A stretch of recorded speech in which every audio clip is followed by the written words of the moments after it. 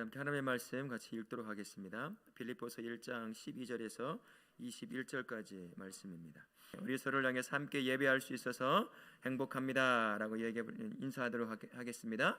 함께 예배할 수 있어서 행복합니다. 네, 피곤하실 텐데 오후에도 나오셔서 함께 예배할 수 있어서 감사합니다. 빌립보서는요, 옥중 서신 중에 하나입니다. 네 가지의 옥중 서신이 있는데 그 중에 하나예요.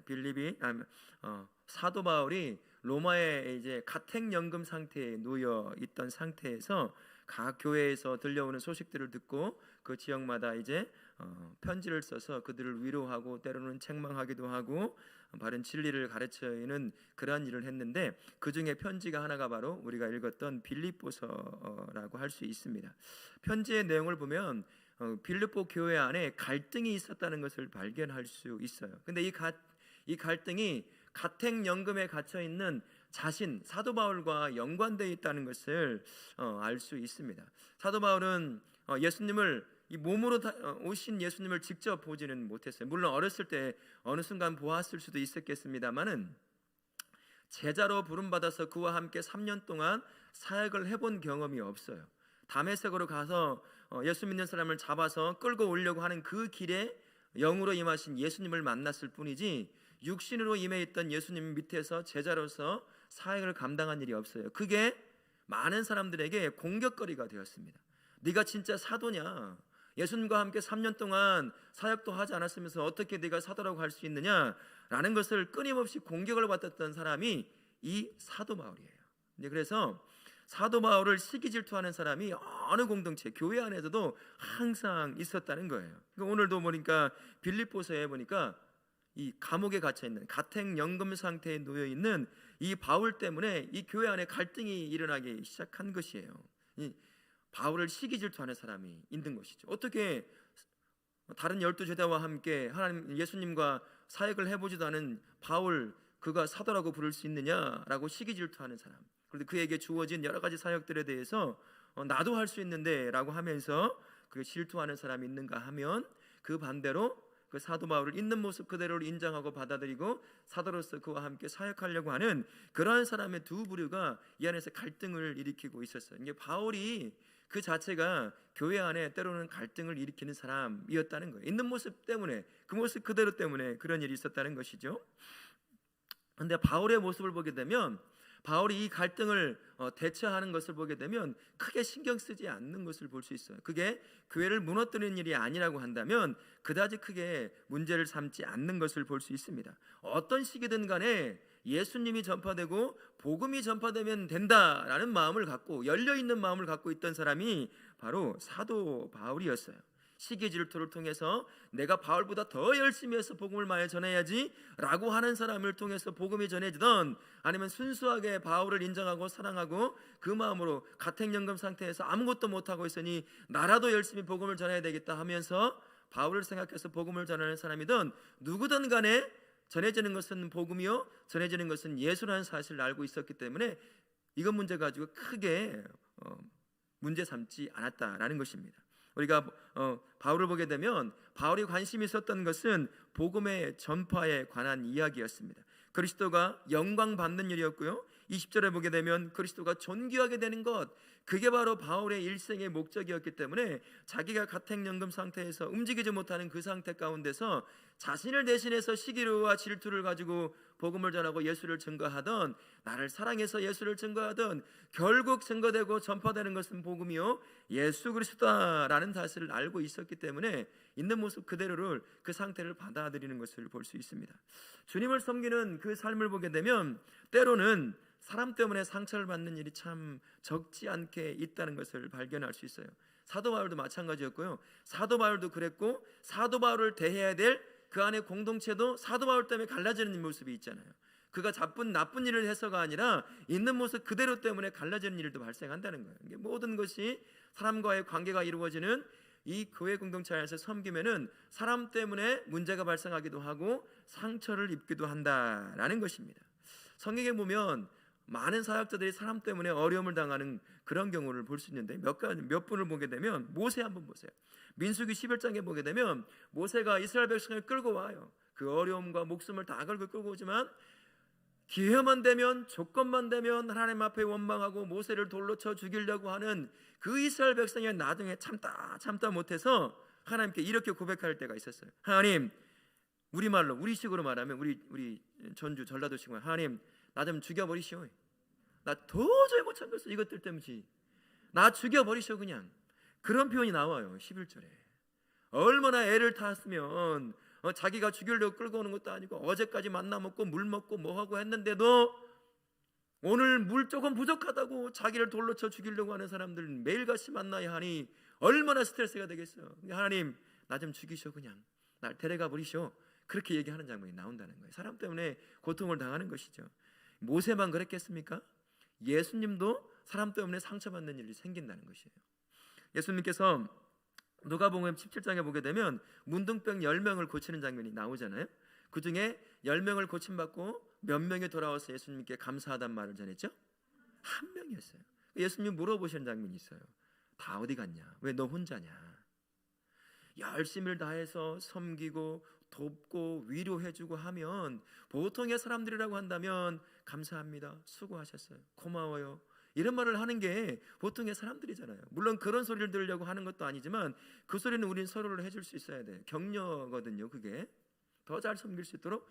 근데 마치 그것이 당연한 것인 양 여기고 9명은 가버린 거예요. 예수님도 그 마음에 표현되어 있지는 않지만 그런 모습을 통해서 사람과의 관계 가운데서 어려움을 당하는 일들이 예수님조차도 겪고 있었다는 것이에요. 이 사역을 통해 살다 보면, 교회 안에 살다 보면 이런 일이 항상 발생해요. 사람이 2명만 있어도 갈등이 생길까요? 안 생길까요? 너무 잘하시네. 갈등이 없으려면 어떻게 될까요? 나 혼자 살면 돼요. 물론 그래도 갈등이 있을 수 있어요. 혼자 지루함 때문에 스스로에게 자책할 때도 있겠지만 2명만 있어도 갈등이 생기는 것이 교회요 사람의 관계라는 것입니다. 하물며 사역을 하다 보면 얼마나 사람들의 문제 때문에 이런 문제 저런 문제 겪지 않겠어요? 그런 문제가 있다는 거예요. 이런 이야기가 있습니다. 세상에는 2 종류의 사람이 있대요. 의로운 사람들과 불의한 사람들이 있다고 한답니다. 그러면 이것을 갈라놓는 사람은 누굴까요? 의로운 사람이 갈라놓는다는 거예요. 왜 그럴까요? 내 편과 나와 함께하는 사람은 의로운 사람이거든요. 나를 반대하는 사람은 불의한 사람이에요. 근데 싹 바꿔보면 내가 불의하다고 여겼던 그 사람 편에서 나를 바라보면 내가 누구죠? 내가 불의한 사람인 거예요. 사람이 교회 안에서 교회뿐만 아니라 모든 세상의 관계가 그렇겠죠. 교회 안에서 이 의로운 사람과 이 불의한 사람이 나눠지는 이유는 항상 이분법적으로 생각하기 때문이에요. 내가 옳다, 내 편이 아니면 적, 나와 함께 하지 않으면 나를 대적하는 사람, 이렇게만 여긴 게 되기 때문이라는 것입니다. 참 놀라운 단어가 하나를 발견했는데요. 사도행전 24장 5절에 보게 되면 나사렛 이단의 우두머리라는 단어가 한번 나와요. 이단이라는 단어가 우리말로 번역돼 나오는 단어가 하나가 있는데 이 단어가 우리 안에서 이런 겪는 이런 문제와 아주 밀접하게 관계되어 있고 굉장히 무서운 단어로 사용될 수도 있겠다라는 생각이 들었습니다. 헬라어는 하이레시스라고 하는 단어인데요, 우리말로 이단이라고 하는 말로 번역이 되었어요. 이거 어떤 의미냐면 그 말 그대로 가져오면 선택이라는 뜻을 갖고 있거든요. 선거를 통해서 우리 선거할 때 보면 항상 2편으로 갈라지잖아요. 그죠? 큰 정당들이 있으면 나를 동의하고 나와 함께하는 사람은 내 편이 되는 것이고 나와 함께하지 않은 사람은 누구죠? 반대편이 되는 거고 싸워야 될 사람으로 여긴다는 거예요. 너 우리 편이니? 나 아니구나. 너 그럼 우리를 반대하는 사람이야. 적대자야. 이렇게 편을 나눌 때, 반절로 나눌 때 쓰는 단어가 바로 이 하이레시스라는 단어예요. 우리말로 이단이라고 쓰여있다는 것이에요. 그러면 교리적으로 신앙적으로 문제가 있는 것을 주장하는 것이 이단일 수도 있지만 교회 안에서 네 편 내 편 나누는 것도 어떻게 봐야 된다고요? 이단스러운 짓으로 바라보는 거예요. 굉장히 무서운 겁니다 이게. 그러니까 내 편, 네 편이 없어요. 진리를 건들지 않는 이상 네 편, 내 편이 없는 것이 아니라 다른 사람이 있을 뿐이에요. 차이만 있을 뿐이라는 것입니다. 우리가 그것을 꼭 명심할 수 있어야 한다는 거예요. 내가 어쩌면 이단스러운 모습으로 교회 안에서 살고 있는지도 몰라요. 나도 모르는 사이에 네 편 내 편을 나누고 있다고 한다면 내가 이단스러운 삶을 살고 있을 수도 있다는 사실을 꼭 기억하실 수 있기를 바랍니다. 이렇게 나누어지는 교회 안에 내가 애써서 교회를 하나 되려고 만들려고 애를 쓸 필요가 없어요. 그 이유가 뭐냐면 갈라디아서 3장 28절에 이렇게 말씀하시거든요. 너희는 유대인이나 헬라인이나 종이나 자유인이나 남자나 여자나 다 그리스도 예수 안에서 하나이니라 라는 말씀이 있어요. 혹시 이거 말씀 안 띄어지나요? 없어요? 제가 안 올려놨나? 올려놨던 걸로 기억하는데 같이 한번 다시 읽어볼까요? 시작. 남자나 여자나 다 그리스도 예수 안에서 뭐라고요? 하나니라. 예수님이 십자가에서 핏값을 주고 우리를 이미 하나로 만들어 놨어요. 그러니까 애써서 우리가 하나 되려고 애를 쓸 필요가 없어요. 해야 될 일이 뭐가 있냐고 한다면 이 하나됨을 유지시키는 일을 하는 거예요. 어떻게 유지시킬까요? 에베소서 4장 3절 말씀에 이렇게 되어 있습니다. 같이 한번 읽어보겠습니다. 평안이 매는 줄로 성령이 하나 되게 하신 것을 힘써 지키는 거예요. 평안을 통해서 우린 피스메이커거든요. 트러블 메이커가 아니라 평안을 만들어내는 사람으로서 예수께서 십자가를 통해서 하나로 만들어 놓은 미운의 공동체를 하나를 유지할 수 있도록 평안을 만들어냄을 통해서 유지하면 되는 겁니다. 그게 우리의 의무예요. 내가 하나로 만들 수 없어요. 우리는 그런 능력이 없습니다. 예수께서 십자가를 통해서 이미 교회 공동체를 하나로 만들어 놓으셨는데 우리가 네가 잘나느니 내가 잘나느니 내가 옳고 네가 틀렸어라고 끊임없이 이 차이를 나쁜 것으로 만들어 놓다 보니 갈라지는 것이 있을 뿐이에요. 그렇다면 그것을 없애기 위해서 내가 평화를 만드는 사람이 되어야 한다는 겁니다. 그래서 이미 만들어 놓은 하나됨을 유지하면 된다라는 사실을 기억하실 수 있길 바라고요. 우리 안에 그렇게 평화를 만들어내는 사람이 되어서 화평을 만들어내는 사람이 되어서 갈등이 있는 곳에 내가 있으면 화평이 만들어지고 평화 만들어진 말미암아 하나님께서 이미 만들어 놓은 하나된 공동체를 유지하실 수 있기를 축원합니다. 아멘. 이와 함께 가져야 할 또 다른 생각이 있다고 한다면 성 어거스틴이 했던 말인데요, 우리가 참 머릿속에 기억하고 마음에 새겨놓았으면 참 좋겠습니다. 이렇게 적혀져 있어요. 본질적인 것에는 일치를, 다른 말로 하면 진리에는 하나 되는 것이에요. 반면에 비본질적인 것에는 자유를 주어라. 그리고 모든 일에는 사랑으로 감당하라 라는 말이 있습니다. 진리에 관해서는 우리가 하나가 되어서 진리를 지켜내고 함께 나아가야 돼요. 하지만 비본질적인 것, 우리 안에 갖고 있는 다양성이 있어요. 하나님이 만드신 정말 다양성이 있는데 그것은 자유롭게 교회 공동체를 위해서 펼칠 수 있도록 길을 열어놓고 용납하고 받아들일 수 있어야 한다는 것입니다. 무엇보다 모든 사역은 사랑으로 감당할 수 있어야 한다는 거예요. 다른 것이 있을 수, 나와 안 맞는 게 있을 수 있어요. 그죠? 근데 그것들을 어떻게 하겠어요? 그게 진리를 파괴하고 나쁜 짓이라고 한다면 단호하게 막아야 되겠지만, 그렇지 않다고 한다면 그것을 통해서 교회 공동체를 건강하고 좀 더 아름답고 다양하게 섬길 수 있다고 한다면 굉장히 좋은 것이거든요. 근데 그것을 자유롭게 사용할 수 있도록 내가 잠깐 뒤로 한 발짝 물러나는 걸 알 수 있는 것, 그게 우리가 해야 된다는 거예요. 우리 여기 있는 모든 분들이 점심을 먹을 때마다 라면만 좋아해가지고 계속 라면 먹는다 생각해보세요. 한 3일간 먹어보세요. 아침 간식, 점심 간식, 저녁 간식, 야식까지 다 라면으로 먹어. 볶음면, 짜장면, 짬뽕면 계속 먹는다고 생각해보세요. 하루 종일 어떠겠어요? 맛있대요. 아마 저는 그 다음날 아마 토해버릴 거예요. 보면서.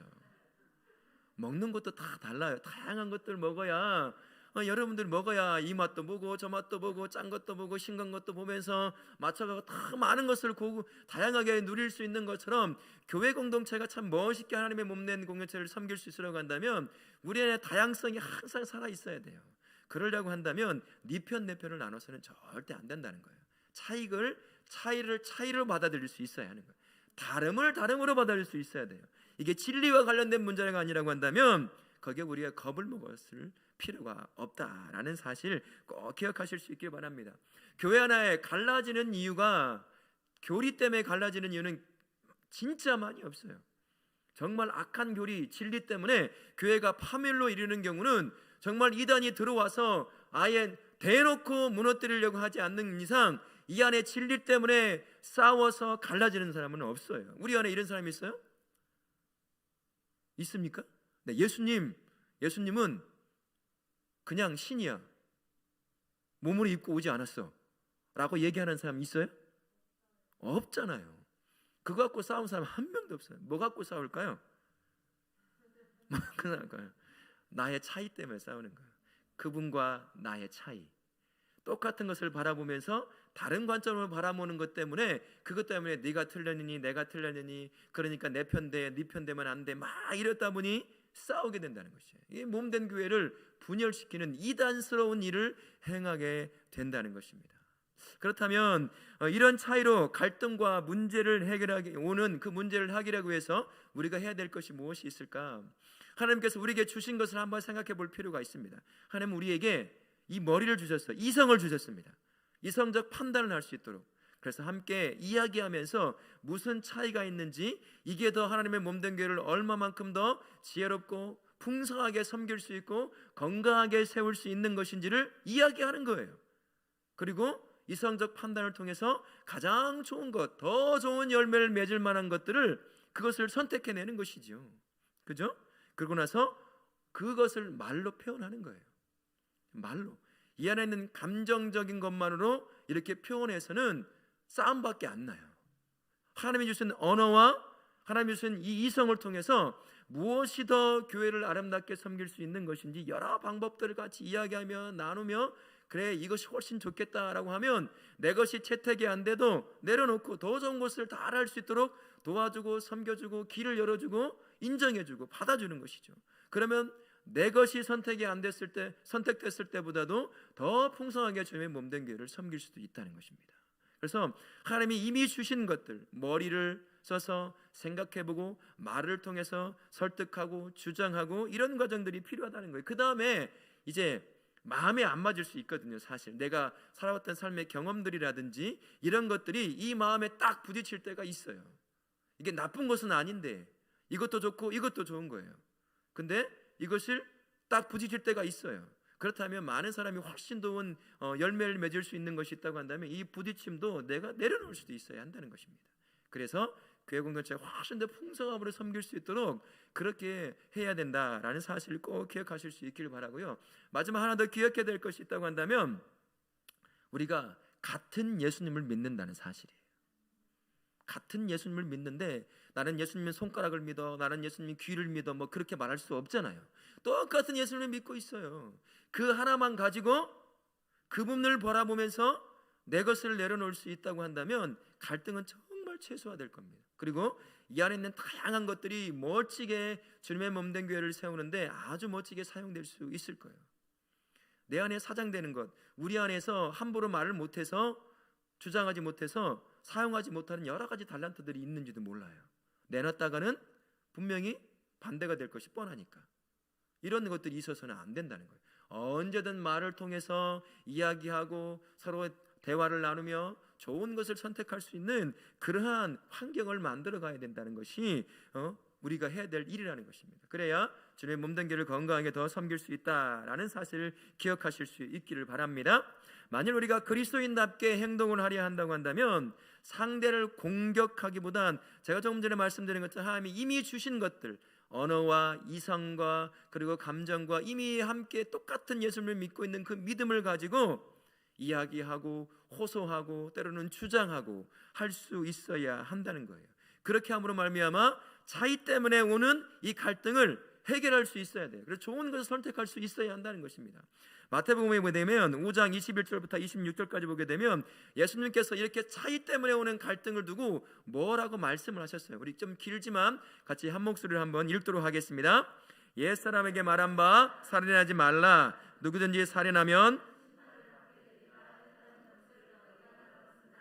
나는 너희에게 이르노니 형제에게 노하는 자마다 심판을 받게 되고 형제를 대하여 나가라 하는 자는 공회에 잡혀가게 되고 미련한 놈이라 하는 자는 지옥불에 들어가게 되리라. 그러므로 예물을 제단에 들으려다가 거기서 내 형제에게 원망 들을 만한 일이 있는 것이 생각나거든 예물을 제단 앞에 두고 형제와 화목하고 그 후에 와서 예물을 드리라. 너희를 고발하는 자와 함께 길에 있을 때에 급히 사화하라. 여기 사화하라는 말이 있잖아요. 이게 무슨 말일까 찾아봤더니 친구가 되라는 말이더라고요. 지금까지 막 갈등 때문에 서로 차이 때문에 싸웠어요. 그래서 막 세상 법정으로 끌고 가려고 하는데 가지 말고 거기서 그냥 친구가 돼버려. 너 끌고 가서 거기 법정에 들어가 봐야 너에게 좋을 게 아무것도 없다라는 거예요. 이게 갈등이 있었을 때 왜 갈등이 있었는지 얘기를 하고 그것을 풀어내는 겁니다. 말로 풀어내고 설득시키고 그것을 받아들이고 이런 과정을 통해서 이 갈등을 하나씩 풀어가는 거예요. 갈등이 없을 수 없잖아요. 부부 가운데에서도 갈등이 있는데 우리 장로님 결혼하신 지 얼마나 되셨어요? 죄송한데 한 40년 넘으셨죠? 예, 서로 갈등이 있으셨죠?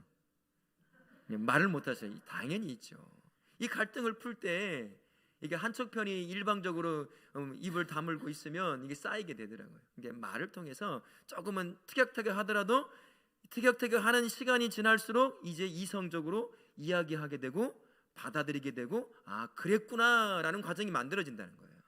그래서 그걸 가지고 끝까지 끌고 가지 말고 친구가 되어서 서로 이해할 수 있게 하라는 것입니다.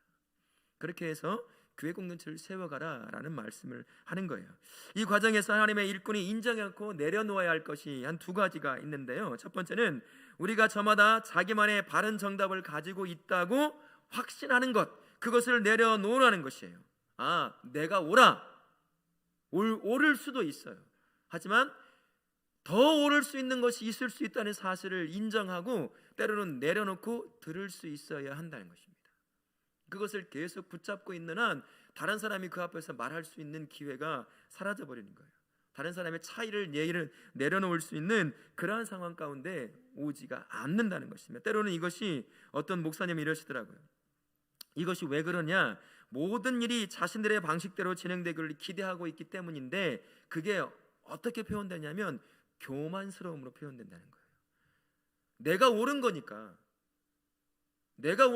너는 다 나를 따라야 돼 라고 말하는 건 그 안에 교만이 싹트고 있기 때문일 수도 있다라는 것입니다. 근데 교만이 아니라고 한다면 더 옳은 것이 있을 수 있겠다, 더 좋은 것이 있을 수 있겠네 라고 들을 수 있지 않겠습니까? 그러면 그럴 때 내려놓을 수 있다는 것이죠. 그래서 내 생각과 내 경험이 정답이다, 이것이 무조건 100% 정답이다 라는 사실을 그냥 내려놓을 수 있어야 한다는 거예요. 이게 차이라는 것은 더 좋은 것이 있을 수 있거든요. 진리가 아닌 이상 이것을 먼저 내려놓을 수 있어야 하고, 두 번째로는 하나님의 일꾼이라도 항상 바르게 판단하는 것이 아니다. 나도 잘못된 판단을 할 수 있다. 내가 옳다고 주장했는데 그게 알고 보니까 잘못된 주장이었다는 것을 할 수 있다는 것을 기억할 수 있어야 한다는 거예요. 사도 바울도요, 처음에 잘못된 판단을 내릴 때가 있었어요. 여러분, 사도 바울이 처음에 어디로 가서 복음을 전하려고 한 줄 아세요? 소아시아 지역 가서 복음을 전하려고 했어요. 그게 하나님의 뜻인 줄 알고 계속 기도하면서 문을 열어달라고 그렇게 기도했던 사람이 사도 바울이었어요. 그 사도 바울도 하나님과 뜻과 완전히 다른 것을 선택하고 있었던 거예요. 그러다 꿈속에서 마게도니아 사람들이 이리로 오라고 손짓하는 것을 보고서 그제서야 하나님의 뜻이 거기 있는 걸 판단하고 그렇게 간 경험이 있었다는 거예요. 사도 바울도 자기가 옳다고 선택했던 것이 알고 보니까 잘못된 선택이었다는 것을 고백하는 장면이라는 것입니다. 하물며 우리는 어떻겠어요? 내가 할 수 있는 이 모든 것들이 때로는 잘못된 것, 악한 것은 아니다 할지라도 더 좋은 것이 있는데 그 더 좋은 것을 바라보지 못하고 내 것만 옳다고 그렇게 주장할 수도 있다라는 것입니다. 그것을 내려놓을 수도 있어야 한다는 거예요. 나도 그렇고 상대편도 그렇고요. 그래서 내려놓음을 통해서 더 좋은 것을 선택할 수 있는 길을 우리가 만들어갈 수 있어야 한다는 것입니다.